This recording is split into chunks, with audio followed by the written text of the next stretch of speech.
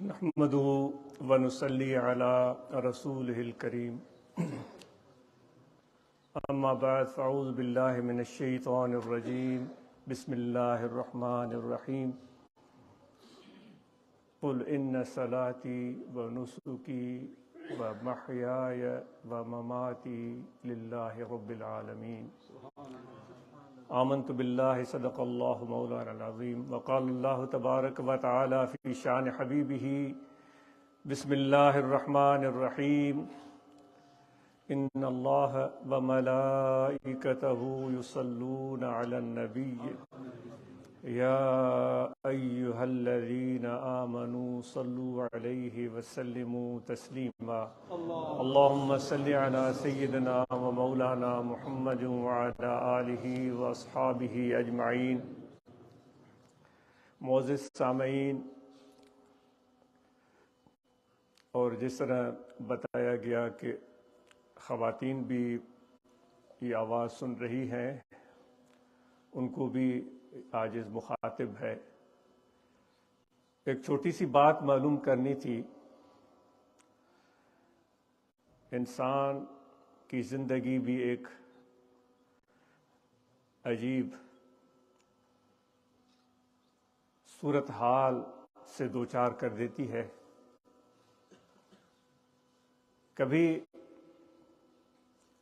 ہماری توقعات بہت بڑی ہوتی ہیں اور ہونی بھی چاہیے۔ ہم نے ہل چلایا ہو، زمین کو پانی لگایا ہو، اس میں بیج ڈالا ہو اور کئی دن انتظار ہم نے کیا ہو کہ اس سے کچھ سلے اگیں گے۔ مجھے اندازہ ہے کہ آپ میں سے بھی زیادہ لوگ زراعت کو جانتے ہیں۔ وہ سلے نہ اگیں، 1 ایکڑ 10 ایکڑ 20 40 ایکڑ گندم نہ اگے تو آپ کیا محسوس کریں گے؟ دکان کھول کر بیٹھے ہیں سارا دن، پوری محنت اور کوشش جاری رکھی، مسکراتے رہے، ہنس ہنس کے لوگوں کے ساتھ بولتے رہے، خوش اخلاقی کا مظاہرہ کیا، پورا دن کوشش کی، 1 پاؤنڈ بھی نہیں ملا، کیسا محسوس ہوگا؟ یہ کوئی جذباتی بات نہیں پوچھی جا رہی ہے، ایک حقیقت پر مبنی بات پوچھی جا رہی ہے۔ کیسا محسوس ہوگا؟ ہمارے گھر میں خدا نخواستہ کوئی بیمار ہو جائے، یہ زندگی کا حصہ ہے، صحت بھی رہتی ہے، بیماریاں بھی آتی ہیں۔ بالکل ٹھیک ٹھاک، اچانک وہ صاحب بستر ہو گیا، اب 2 آدمی اس کو سنبھالنے میں لگے ہوئے ہیں، کیسا محسوس ہوگا؟ کس طرح ہم اس چیز کو سمجھیں گے؟ ظاہر ہے مایوسی ہوگی۔ 10 ایکڑ میں نے ہل لگایا اور پانی لگایا اور بیج ڈالا، ایک بھی دانہ نہیں اگا، ظاہر ہے مایوسی ہوگی، فطرتی بات ہے۔ شاید 100 میں سے کوئی 1 آدھ آدمی ایسا ہو سکتا ہے جو اس کے برعکس بولے، یا اس سے بھی زیادہ، کہ مجھے مایوسی نہیں ہوگی۔ جو سارا دن دکان پر بیٹھ کر اس نے کوشش کی، دکان پر اپنا ٹائم صرف کیا اور لوگوں کے ساتھ اس نے اخلاق سے پیش آیا، اور 1 پاؤنڈ بھی اس کو نہیں مل سکا شام تک، مایوسی ہونے کا امکان زیادہ ہے۔ خدا نخواستہ کوئی بیمار ہو گیا تو بھی، لیکن ہم دوسرے نقطہ نظر سے دیکھتے ہیں۔ جب اس نقطہ نظر کو ہم سامنے لاتے ہیں تو شاید اس بات کو ہم ٹٹولنے کی کوشش کریں۔ یہ ہمارا نقطہ نظر ہے، یہ ہم انسانوں کا خیال ہے، یہ ہماری توقعات ہیں، یہ ہماری امیدیں ہیں، خدا کی کیا توقع ہے، اللہ تعالیٰ کیا چاہتا ہے، وہ اس کو کس طرح دیکھ رہا ہے کہ 40 ایکڑ میں ایک دانہ بھی نہیں اگا۔ حالانکہ وہ تو مہربان ہے، وہ خود تعارف کرواتا ہے کہ شروع کرتا ہوں میں اس کے نام سے جو سب سے زیادہ مہربان اور نہایت رحم کرنے والا ہے۔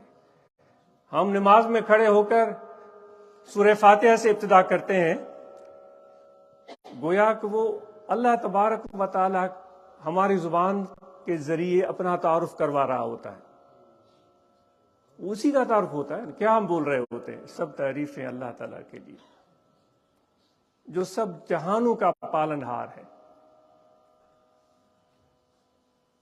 اور پھر وہ مہربان ہے، نہایت رحم والا ہے، وہ اسی کی عبادت کرتے ہیں، ہم اسی سے مدد طلب کرتے ہیں۔ یہ کون سکھا رہا ہے؟ یہ اللہ تعالیٰ ہمیں اپنا تعارف کرا رہا ہے، ہم اس کی الفاظ کو اپنی زبان سے ادا کرتے چلے جا رہے ہیں۔ تو جب یہ 40 ایکڑ میں ایک دانہ نہیں اگا، پورے دن میں ایک محنت کے بعد ایک پاؤنڈ نہیں ملا، خدا نخواستہ کسی کو بیماری لاحق ہو گئی، تو ہم تو مایوس ہوتے ہیں، ملول ہوتے ہیں، لیکن اللہ تعالیٰ کی نظر اس کے حوالے سے کیا ہوتی ہے؟ خدا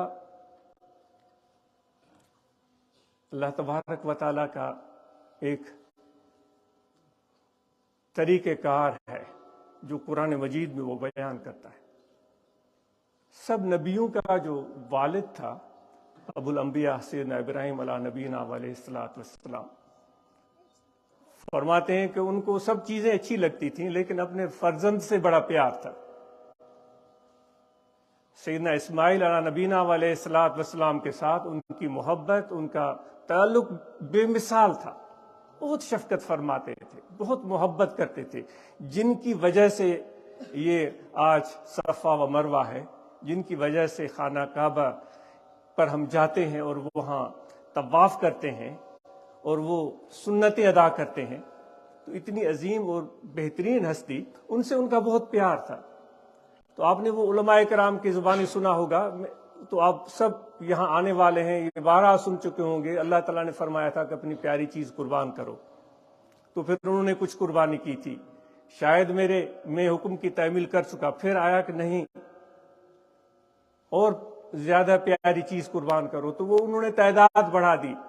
اس طرح بار بار خواب آتا رہا، پیاری چیز قربان کرو، پیاری چیز قربان کرو۔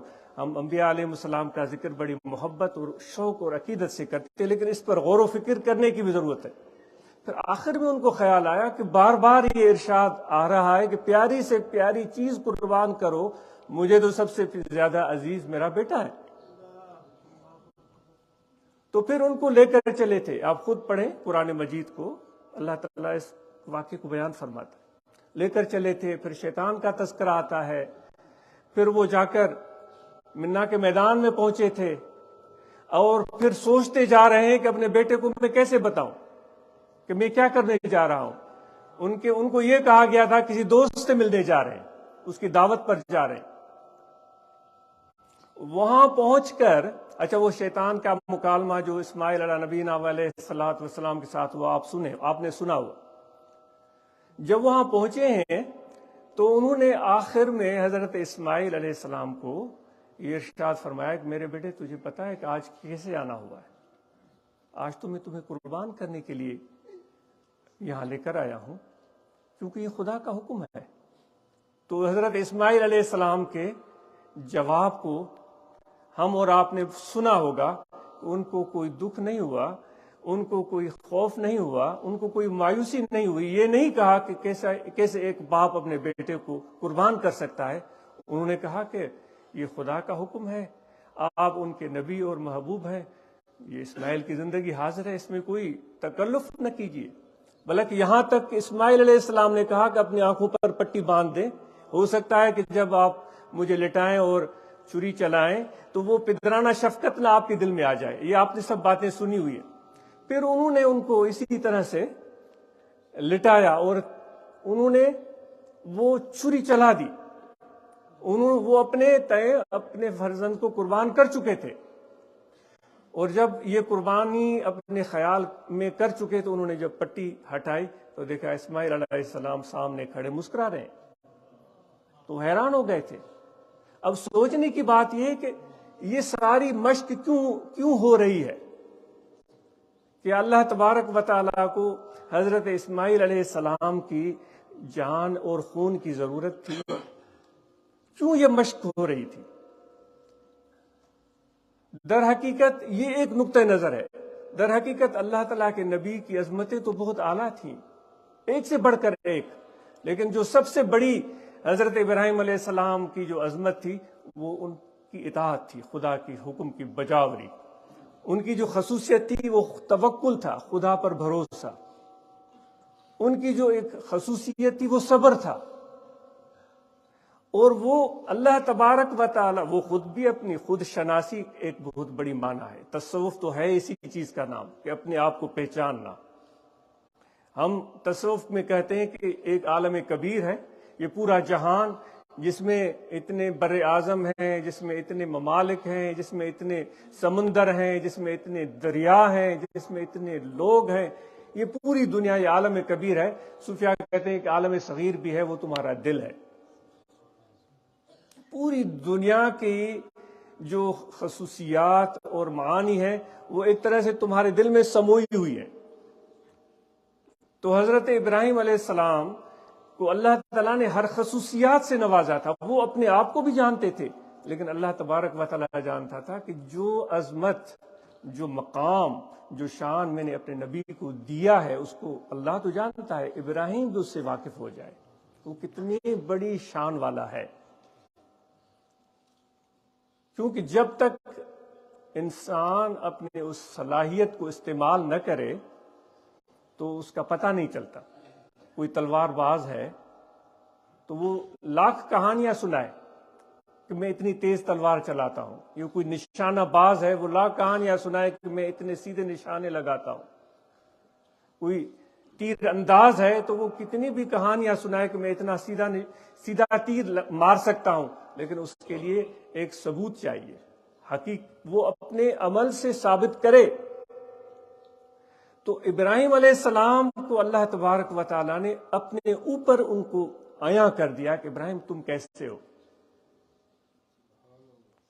کہ جب لوگ بیٹوں کو پالتے ہیں، پوستے ہیں کہ ہمارے بڑھاپے میں ہماری خدمت کرے گا، ہمارے لیے سکون اور آرام کا باعث ہوگا، تم اس بیٹے کو قربان کرنے کے لیے تیار ہو گئے محض اس لیے کہ اللہ تعالیٰ کا حکم ہے۔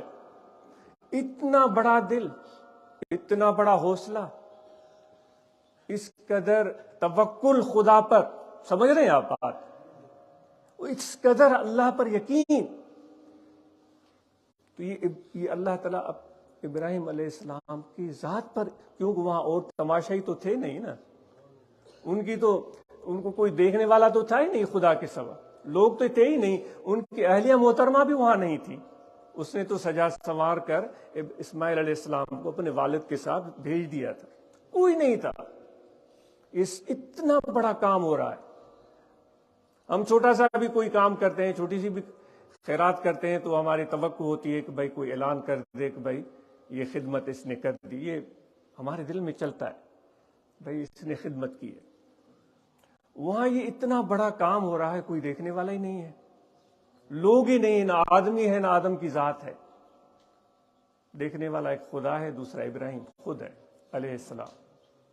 تو اللہ تعالیٰ چاہتا تھا کہ ابراہیم اپنے آپ کو دیکھ لے کہ وہ کتنے بڑے ظرف والا ہے، کتنے بڑے شان والا ہے۔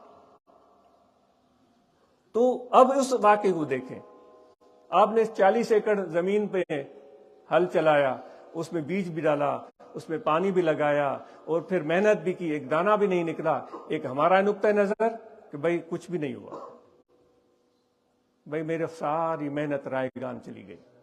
اب ابراہیم علیہ السلام کے نقطہ نظر سے اس کو دیکھیں، وہ کہتے ہیں کہ فَإِنَّ مَعَ الْعُسْرِ يُسْرًا، ہر تکلیف کے پیچھے آسانی ہوتی ہے۔ ہر جو خدا آزماتا ہے، اور وہ خود کہتا ہے وَلَنَبْلُوَنَّكُمْ بِشَيْءٍ مِّنَ الْخَوْفِ وَالْجُوعِ وَنَقْصٍ مِّنَ الْأَمْوَالِ وَالْأَنفُسِ وَالثَّمَرَاتِ۔ اب ہم جو ہیں نا وہ کس کھاتے میں کھڑے ہیں؟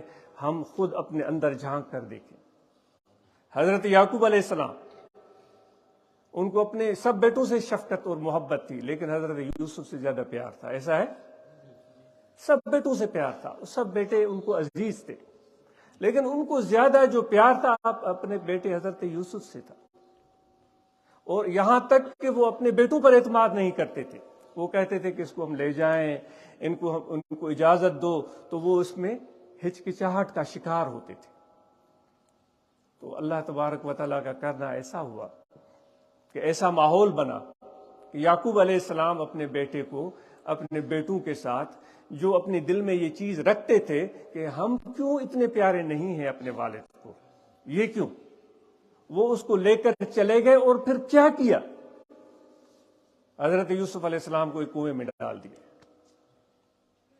اتنے سارے بیٹے تھے، کوئی اور بھی کسی یوسف کا جو دوسرا بھائی تھا اس کو بھی ڈال سکتے تھے، نہیں، جو سب سے زیادہ پیارا تھا، جس سے زیادہ محبت تھی، اس بیٹے کو انہوں نے کنویں میں ڈال دیا، اور اپنے تئیں وہ قصہ ختم کر چکے تھے۔ پھر آگے خدا کس طرح اس سارے سلسلے کو چلاتا ہے۔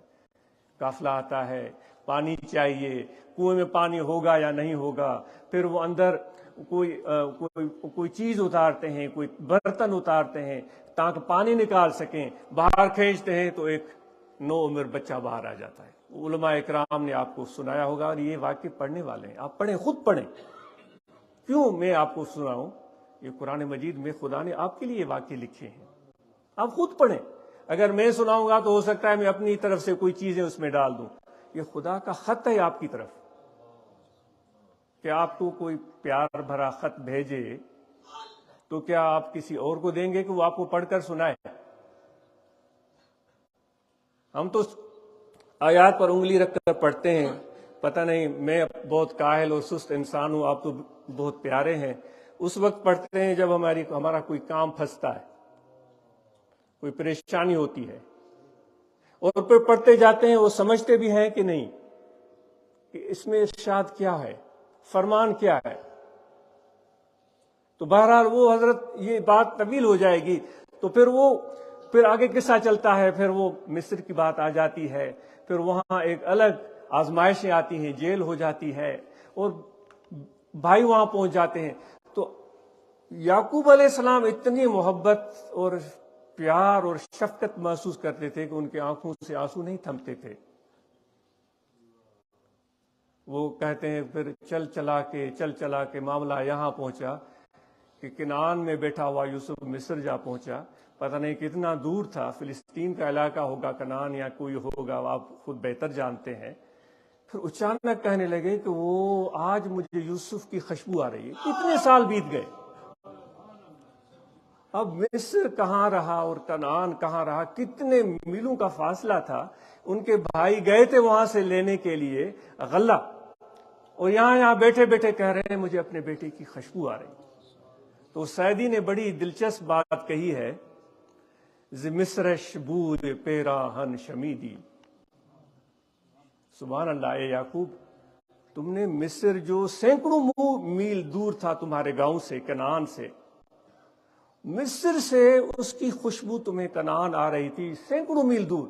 چرا در چاہ کنعانش ندیدی، چند میٹر کے فاصلے پر، گھر سے چند میٹر کے فاصلے پر کنعان کے کنویں میں تیرا بیٹا پڑا ہوا تھا، اس وقت تمہیں پتہ ہی نہیں چلا، تمہیں اس وقت خوشبو نہیں آ رہی تھی، ہے نا؟ یہ کنعان کے کنویں میں انہوں نے ڈال دیا تھا، تمہیں اس وقت پتہ نہیں۔ پھر شاید خود جواب دیتا ہے کہ ہمارا حال بھی عجیب ہے، وہ خود شاید جواب دیتا ہے، گہے بر تار میں آلہ نشینم، گہے بر پشت پائے خود نبینم۔ کبھی تو میں بہت بڑے سیر کرتا ہوں آسمانوں کے، وہاں تک میرے تصور کی پہنچ ہوتی ہے، کبھی میرا وہ حال ہوتا ہے کہ مجھے یہ پتہ نہیں ہوتا ہے کہ میرے پاؤں میں جوتی بھی ہے کہ نہیں۔ تو کہنے کا مقصد یہ ہے کہ یہ محبت جس سے ہوتی ہے وہیں سے خدا اس کو آزمانا شروع کر دیتا ہے، اور خدا بڑا غیرت والا ہے، وہ چاہتا ہے کہ یہ بندے سب سے زیادہ مجھ سے پیار کریں۔ جب ہم کسی اور کی محبت میں پھنستے ہیں اور پھر وہی ہمیں آزمائش آتی ہے، پھر ہماری چیخیں نکلتی ہیں، یہ کیا ہو گیا، یہ ہی کیوں، میرا بیٹا ہی کیوں، میری بیٹی ہی کیوں، میں کیوں، وہ کیوں؟ یہ کیوں کی بات تو ہو ہی نہیں سکتی جب بندگی کا توق گردن میں ہم نے ڈال دیا۔ میرے بھائیوں، بندگی کا توق جب ہم نے گردن میں ڈال دیا ہے تو پھر کیوں کی بات ہو ہی نہیں سکتی۔ جو غالب نے کہا ہے، جس کو ہو جان و دل عزیز تیری گلی میں آئے کیوں۔ اگر اتنی جان عزیز ہے اور اپنا سامان اور اپنا مال اتنا عزیز ہے تو پھر عشق کی گلی میں آتے کیوں ہو؟ تو اس لیے ہم جو ہے نا دو کشتیوں کے سوار ہیں اس وقت، اور ہم جو ہے وہ ایک طرح سے بڑے عاشق صادق بھی بننے کی کوشش کر رہے ہیں، خدا کا عاشق صادق، دوسری طرف دنیا کی لالچ بھی ہمیں نہیں چھوڑ رہی ہے، اور ہوشیاری سے اور چالاکی سے ہم کام کرنا چاہتے ہیں۔ تو یہاں جب خدا کی محبت اور عشق کا میدان ہے تو پھر ابراہیم علیہ السلام کو دیکھیں، حضرت یعقوب علیہ السلام کو دیکھیں، حضور علیہ السلام سے بڑھ کر کسی کا مثال نہیں ہوگا۔ حضرت امام حسین علی مقام رضی اللہ تعالی عنہ کی اس آزمائش کو دیکھیں، آپ کے آنکھوں کے سامنے آپ کے خاندان کے نوجوان قربان ہو رہے ہیں، وہ اپنے آنکھوں سے دیکھ رہے ہیں۔ اس سے بڑی کوئی ابتلا ہو سکتی ہے؟ تو اگر ہم اور آپ سچے ہیں تو پھر خدا فرماتا ہے، پھر کہہ دیجئے کہ میری جو نماز ہے، میری جو قربانی ہے، میری جو زندگی ہے، میرا جو موت ہے، وہ اللہ کے لیے ہے، جو سب جہانوں کا پالنے والا ہے۔ تو محبت اور عشق کا سبق یہ بہت عرفہ و اعلیٰ ہے، اور کامیاب ترین لوگ یہی ہیں۔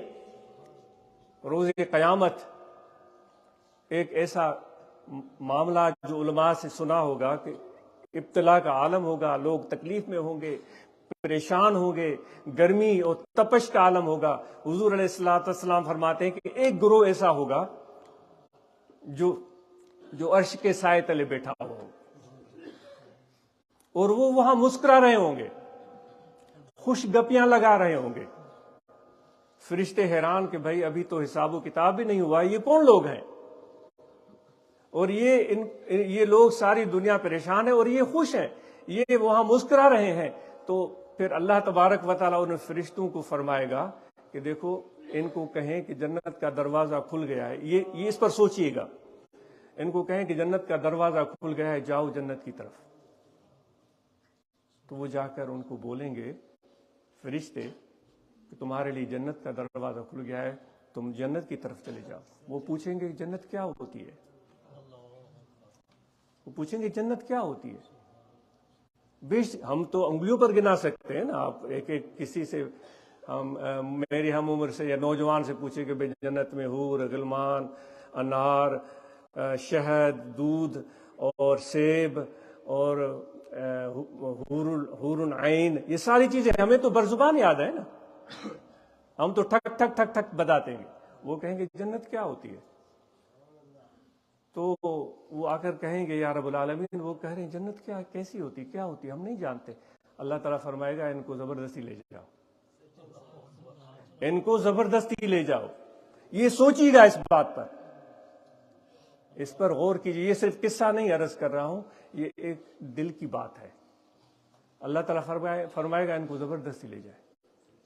تو ایک صوفی فرماتا ہے کہ وہ فرشتے اللہ تعالیٰ کے حکم سے ان کو زنجیروں سے باندھیں گے۔ ہم نے یہ تو سنا ہے کہ بھائی زنجیروں سے باندھ کر جہنمیوں کو جہنم کی طرف کھینچا جائے گا، یہ تو ہم نے سنا ہے، لیکن یہ عجیب بات ہے کہ ان کو کھینچا جائے گا زنجیروں سے باندھ کر جنت کی طرف۔ اللہ تعالیٰ فرمائے گا لے جاؤ لے جاؤ۔ تو وہ فرشتے اپنی پوری طاقت لگا دیں گے، وہ ان کو ایک تل کے برابر بھی ہلا نہیں سکیں گے۔ وہ کہاں بیٹھے ہوئے ہیں؟ اللہ کے سائے کے نیچے۔ وہ کہاں بیٹھے ہوئے ہیں؟ عرش کے سائے کے نیچے۔ وہ ان کو ہلا نہیں سکیں گے۔ وہ آ کر عرض کریں گے یا رب العالمین، ایسے لوگ تو ہم نے دیکھے نہیں، جتنی طاقت تو نے ہمیں دی ہے ہم نے پورا زور لگایا، ان کو ہلا نہیں سکے۔ تو اللہ تعالیٰ فرماتا ہے یہ تو بات میں تمہیں دکھانا چاہتا تھا کہ میرے عشاق کو دیکھو، میرے ساتھ عشق کرنے والوں کو دیکھو، میں یہ چیز آپ کو بتانا چاہ رہا تھا۔ ان کو اللہ تعالیٰ فرمائے گا ان کے کان میں جا کر یہ کہو کہ جنت میں اللہ تعالیٰ کا دیدار ہو رہا ہے۔ تو وہ جا کر فرشتے ان کے کان میں کہیں گے کہ آپ پوچھ رہے تھے جنت کیا ہوتی ہے، تو ہم آپ کو بتا رہے ہیں کہ اللہ کہہ رہا ہے کہ تمہیں اللہ کا دیدار ہوگا۔ وہ رقص کرتے ہوئے اٹھیں گے، وہ ہنستے ہوئے اٹھیں گے اور بھاگتے ہوئے اٹھیں گے اور جنت کی طرف جائیں گے۔ کیوں جا رہے ہیں؟ وہ کسی اور چیز کی خواہش نہیں ہے جس کی ہمیں خواہش ہوتی ہے، وہ خدا کے دیدار کے لیے جا رہے ہیں۔ تو یہ ہوتا ہے ایک عشق والے کی جذبات کا عالم، اس کی محبت کا عالم۔ اگر ہم اور آپ زندگی کا مزہ جاننا چاہتے ہیں تو اس محبت اور عشق کو اپنے دل میں پیدا کرنے کی ضرورت ہے۔ تو یہ دوستو یہ ایک ایسا سلسلہ ہے جو ہزاروں میں سے لاکھوں میں سے کسی ایک کو ملتا ہے، کیونکہ ہم تو چھوٹا سا بھی کام کریں۔ یہاں بھی شاید ہم آئے ہیں، بہت سارے مجھ جیسے یہ سوچ کر آئے ہوں گے کہ بھائی میرا یہ کام ہو جائے گا، مجھے یہ فائدہ ملے گا، ہو سکتا ہے مجھے یہ بھائی یہ تو واقعہ جو ہے نا، وہ جو سنا ہوگا کہ جبل کو کاٹنا ہے، جبل کو کاٹنا ہے، 2 حصوں میں بانٹنا ہے، ملے گا 1 پیسہ بھی نہیں، سمجھ رہے ہیں؟ 1 ٹکا بھی نہیں ملے گا۔ اب کوئی اٹھائے گا ہتھوڑا اور شروع کرے گا جبل کو 2 حصوں میں کاٹنا۔ فرحات کی بات سنی ہے کہ وہ اپنے محبت میں اتنا مست تھا، ایک شخص یہ واقعہ سنا ہے، اتنا مست تھا کہ اس نے جبل کو اپنے ہتھوڑے سے توڑ دیا تھا۔ تو ایسے لوگ لاکھوں میں چند ایک ہوتے ہیں، حضرت سیدنا صدیق اکبر رضی اللہ تعالیٰ عنہ۔ ان کے لیے حضور علیہ الصلوۃ والسلام نے کیا ارشاد فرمایا کہ جس نے بھی ہم پر احسان کیا ہم نے اس کو بدلہ دے دیا، لیکن صدیق اکبر حضرت ابوبکر نے جو ہمارے ساتھ ہماری خدمت کی ہے، ہم پر احسانات کیے، اس کا بدلہ ہم نہیں دے سکے ہیں۔ اور پھر امام غزالی فرماتے ہیں کہ اور صحابہ جو تھے حضرت ابوبکر سے عبادات میں، نوافل میں، سجود میں، رکوع میں، روزوں میں، تلاوت میں اور ان ساری عبادات میں آگے ہو سکتے ہیں، لیکن حضرت ابوبکر ایک چیز میں ان سب صحابہ سے آگے تھا، وہ تھی ان کی محبت اور ان کا عشق۔ اس وجہ سے کوئی بھی صحابہ ان سے بازی نہیں لے جا سکا۔ حضرت عمر فاروق کی بات آپ نے سنی ہے، وہ کتنے بڑے شان والے ہیں، انہوں نے کہا تھا کہ میں بازی لے جاؤں گا، واقعہ علماء سے آپ نے سنا ہوگا، لیکن وہ بھی حیران ہو گئے کہ ابو بکر کے ساتھ سے بازی لے جانا مشکل ہے۔ تو یہ ہے عشق، اور سلسلہ نقش بندیہ کی جو ابتدا ہے وہ بھی حضرت ابو بکر صدیق سے ہوتی ہے، اور اس میں بنیاد اس طریقت کا ہے ہی محبت پر۔ جتنی محبت ہوگی اتنا فائدہ ہوگا۔ ذکر کا فائدہ بھی تب ہوگا جب محبت ہوگی، ورنہ تو برزباں تو اللہ اللہ، در دلے تو گاؤ خر، زبان پر تو اللہ کا نام ہے اور دل میں کوئی اور محبت پالی ہوئی ہے، تو وہ رومی صاحب فرماتے ہیں اس کا کیا فائدہ ہوگا۔ وہ پھر فرماتے تو مسجد می روی بہر سجود، سر بجنبد دل نہ جنبد اینچ سود۔ مسجد کی طرف جا رہے ہو، لیکن یاد رکھنا ہے نمازی، سجدے رکوع کر کر کے اتنی عمر تمہاری ہو گئی، گھٹنے جواب دے گئے، نشان پڑ گئے، لیکن یاد رکھنا تمہارا سر جھکتا رہا اور دل نہ جھکا، کیا فائدہ۔ خدا کے لیے میں اپنے آپ سے سوال کر رہا ہوں کہ کبھی میرا دل جھکا ہے؟ میں سجدے میں گیا ہوں اور میرا دل جھکا ہو؟ آپ بھی پوچھیں اپنے آپ سے۔ تو یہ سب سے بڑی اہم ترین چیز ہے۔ تو دوستو اس چیز پر ہم اور آپ غور و فکر کریں، اور آخر میں ذکر کا طریقہ، خواتین بھی یہاں سماعت فرما رہی ہیں، آپ کے لیے اور سب مردوں کے لیے ذکر کا طریقہ یہ ہے کہ یہاں انسان کا دل ہے، اس دل میں توجہ رکھیں، کھڑے بیٹھے لیٹے سوئے جاگے 24 گھنٹے کے دل ذکر کر رہا ہے، اللہ اللہ اللہ اللہ اللہ اللہ، یہ مشق کریں. یہ خفی ذکر ہے، یہ زبان سے ذکر جو ہم کرتے ہیں وہ اپنی جگہ ہوتا رہے، لیکن اس کے لیے توجہ دل کی طرف کرنا ہوگا. عشق کی جو بات ہوتی ہے وہ بھی دل سے ہوتی ہے، وہ اس کا تعلق دل سے ہوتا ہے، وہ ایک محبت کا جذبہ ہوتا ہے جو دل میں ایک موجن ہو جاتا ہے، باقی ساری چیزوں کو وہ خاکستر کر دیتا ہے، وہی ایک جذبہ غالب آ جاتا ہے سب پر. تو یہ بھی اللہ کا ذکر قلب سے کریں، وہ توجہ دل میں رکھیں. اللہ اللہ اللہ اللہ اللہ اللہ، اور مرشد کامل کے ساتھ نسبت اور تعلق قائم کریں، کیونکہ یہ ذریعہ ہے حضور علیہ الصلوۃ والسلام کے فیض کو پانے کا. جس طرح بات ہو رہی تھی نا صفا و مروہ کی، ہم جب بھی جاتے ہیں ارکان ادا کرتے ہیں، عمرہ کریں یا حج کریں، تو صفا و مروہ پر ہم جاتے ہیں، وہاں بھاگتے ہیں، یا کچھ حصہ بھاگتے ہیں، باقی حصہ ہم چلتے ہیں. کیوں؟